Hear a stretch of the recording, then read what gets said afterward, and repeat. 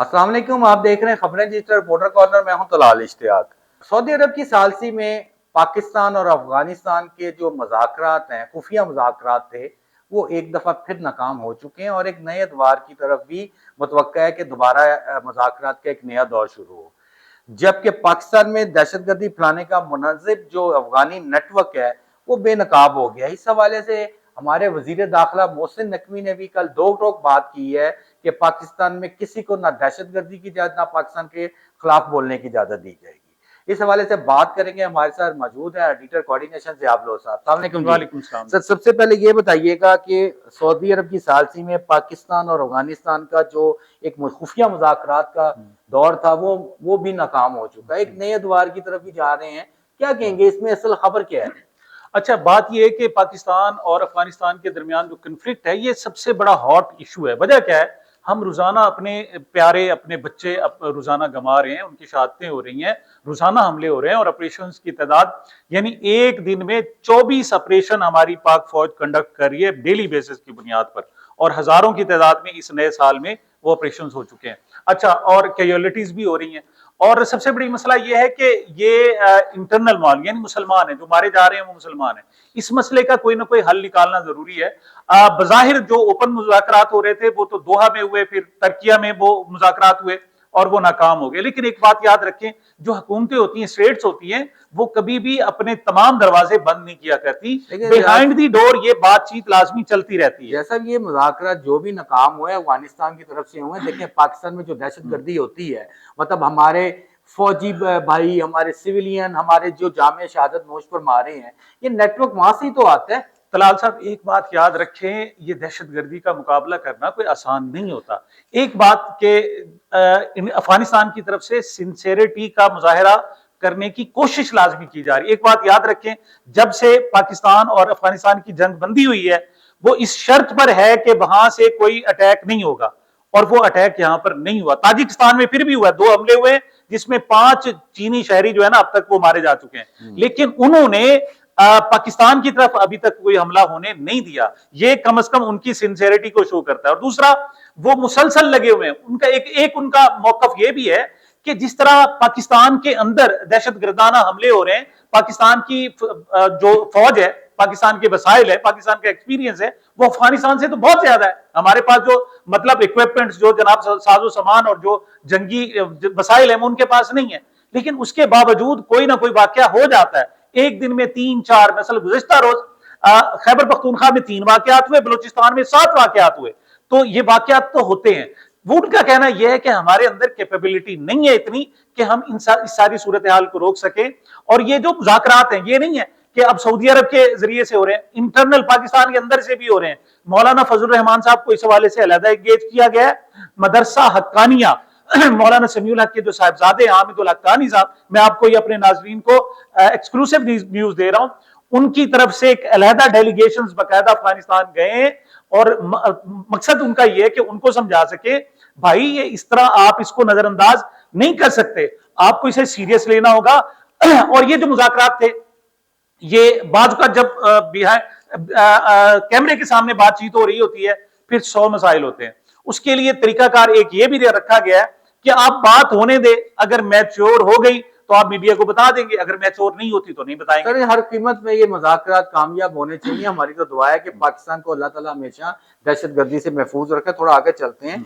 कल वजीर दाखिला मोहसिन नकवी साहब ने भी एक मुकम्मल प्रेस कॉन्फ्रेंस में सीधा स्टेटवे कहा है कि अफगानी हमारे मेहमान थे, आप खुद से निकल जाए, नहीं तो हम उनको निकालेंगे। दूसरा, किसी भी मतलब लाइक पाकिस्तान के खिलाफ बोलने वाले दहशतगर्द को किसी किस्म की पाकिस्तान पे हमले की किसी सूरत में भी इजाजत नहीं दी जाएगी। देखिए, मोहसिन नकवी साहब सियासी पॉइंट स्कोरिंग करते रहते हैं। देखिए, जब भी वजीर दाखिला है ना, बात तो यह है कि जब आप सीरियस ही नहीं होंगे, आप संजीदगी का मुजाहिरा नहीं करेंगे, तो बात कैसे बनेगी? आप अपनी नाकामियों को आप खैबर पख्तूनख्वा के खाते में डालते हैं।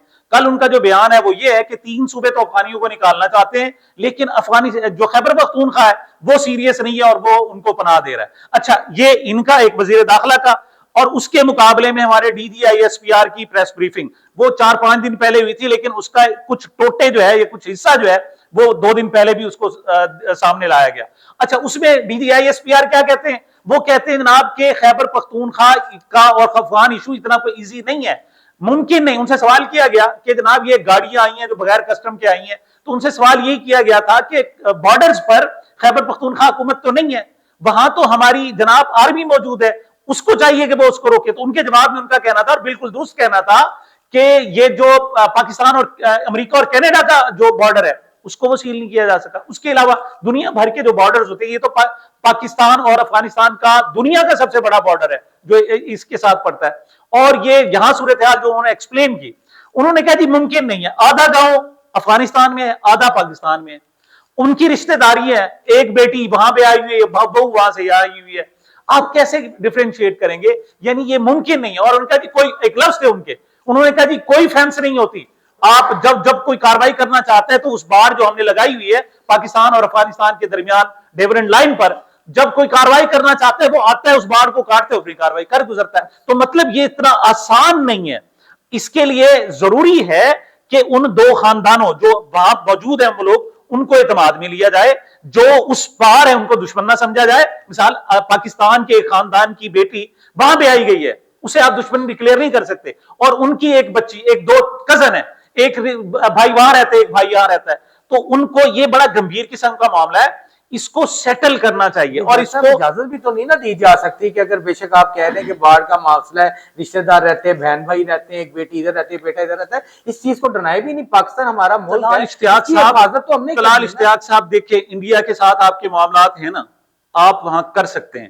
یہ جو ایک جیوگرافیکل وہاں صورتحال ہے وہاں ناممکن ہے، یہ میں نہیں کہہ رہا، آپ کو DGISPR کہہ رہے ہیں۔ میرا تجربہ شاید آپ کا تجربہ میرے سے زیادہ ہوگا، پھر بھی آج آپ کو کلیئر کر دوں، پاکستان نے ہمیشہ کبھی بھی پہل نہیں کی انڈیا کے ساتھ، انڈیا نے ہمیشہ پہل کی ہے، اور ایک بددماغ اور ایک وہ کہہ لیں کہ یار و مکار دشمن ہے پاکستان کا۔ پاکستان تو کبھی بھی انڈیا کو نہیں چھیڑا، انڈیا ہی ہمیشہ پنگے لیتا ہے پاکستان سے آ کے، اور ان کے ساتھ ہماری تجارت نہیں ہے، کوئی آنا جانا نہیں ہے، نو پرابلم، کوئی مسئلہ نہیں ہے۔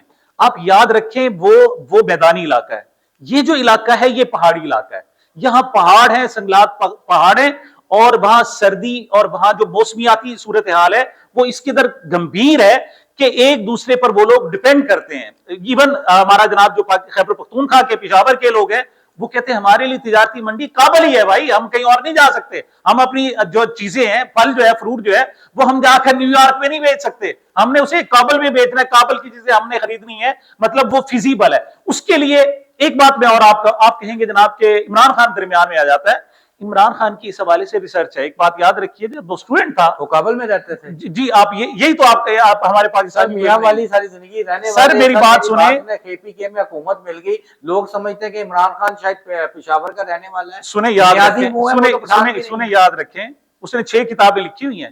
آپ کون سا انٹیلیکچوئل ہے جس نے پاکستان اور افغانستان کے معاملے سے وہ سیاحت کرتا رہا ہے، اسے چھوٹی چھوٹی علاقوں کا پتہ ہے، وہ وہاں کے رسم و رواج کو۔ اور ایک بات بتائیں، میاں والی کا بندہ اس وقت خیبر پختونخوا میں مقبول کیوں ہے؟ یہ بتائیں، 90% ووٹ کیوں لے رہا ہے؟ وجہ یہ ہے کہ وہ ان کے نباز ہے، وہ نبض شناس ہے، وہ وہاں کی صورتحال کو سمجھتا ہے۔ KPK کا صرف شہر کے علاوہ دور دور تک خان صاحب کا کوئی تعلق نہیں ہے، صرف شہر کا ہی تعلق ہے نا، سیاحت کی آپ یہی کہتے ہیں نا، اور ہر دفعہ اس کے علاوہ کیا ان کے رشتہ دار ادھر رہتے ہیں؟ میں آپ کو بتاؤں، یا فیملیز ان کی ادھر رہتی ہیں؟ محسن نقوی صاحب بڑے صحافی ہیں، ان سے پوچھیں صرف 5 علاقوں کے نام تو بتا دیں۔ چلیں سر، یہ جب وہ ملیں گے تو میں پوچھوں میں آپ سے مجھے بتائیں نا، بات یہ اس قسم کی جب بات کرنا، DGISPR آپ کے کہتے ہیں کہ وہاں پر ان کے وہاں کے صورتحال کو اس طریقے سے آئسولیٹ کرنا ممکن نہیں ہے، اور جبکہ یہ کہتے ہیں جناب کہ خیبر پختونخوا کی حکومت جناب گڑبڑ کر رہی ہے اور پناہ دے رہی ہے، اس قسم کی صورتحال، تو یہ درست نہیں ہے۔ اب بھی پاکستان میں امن کی واحد شرط یہ ہے کہ ہم وہاں دوستی کریں، وہاں دیواریں ہیں، لیکن ہم یہ ہمسائے کے ساتھ، یہ ہمارا جناب ایک تو اسلامی بھائی ہے، افغانستان جو ہے انڈیا والی صورتحال نہیں ہے، وہاں ہم اس کے بغیر رہ سکتے ہیں، لیکن افغانستان کے ساتھ ہم بھائی بندی اور بھائی چارے کے ساتھ رہ سکتے ہیں، ایک دوسرے کے دشمن بن کر نہیں رہ سکتے۔ نیشنل ایشو کی طرف آتے ہیں۔ آج بانی چیئرمین کی ملاقات ان کی بہن عظمیٰ کی تو کروا دی گئی ہے، علیمہ خان کی اور باقی کسی کی ملاقات نہیں ہو سکی، اور دوسری جانب PTI کے جو لوگ ہیں وڈیالہ جیل کے باہر تھے, دفعہ 144 بھی تھی. یہ بانی چیئرمین کا اونٹ کس طرف بیٹھے گا, یہ آپ آج اچھا یہ بتائیں کہ کیوں کرانا پڑی, آخر کیا مجبوری آ گئی تھی بتائیں. مجبوری تو نہیں ہے نا سر, کیا آخر اس کا مطلب یہ ہے کہ جب وزیر اعلیٰ آئے وہ آپ کے خیال میں جناب راولپنڈی کی گلیوں میں پھرتا رہتا ہے, تو اب اس مرتبہ تو انہوں نے بند کر دیا تھا پورا کا پورا, آپ کو پتہ ہے خیبر پختونخوا کی موٹر وے بھی بند کر دی انہوں نے, ٹول پلازا بھی. کیا آپ وہی زبان سمجھتے ہیں؟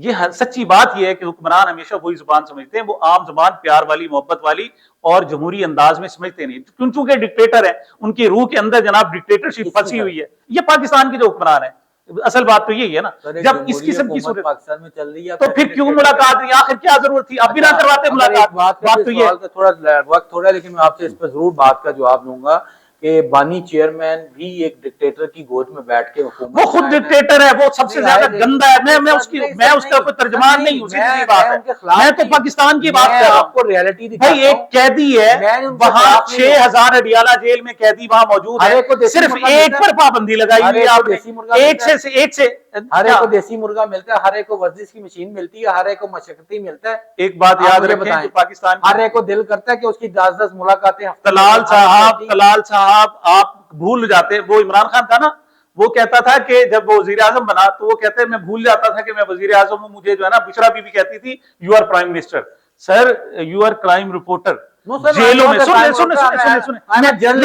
مجھ سے آپ ہیلتھ سے پوچھ لیں, مجھے پولیٹیکل جیلوں کی کیا صورت ہے, مجھے عبور اور گریپ ہوگی. جیسا میں آج آپ کو یہ جیلوں کی صورتحال آپ سے بہتر کون جانتا ہے, میں یہی بتاتا ہوں نا, کس کو نہیں ملتی یہ بتائیں, کس کو نہیں ملتی, یہ الگ بات کریں. اچھا آج آپ نے خبر دی ہوئی ہے کہ جو جیل میں قیدی ہے اس کو گھر سے کھانا منگوانے کی اجازت ہے.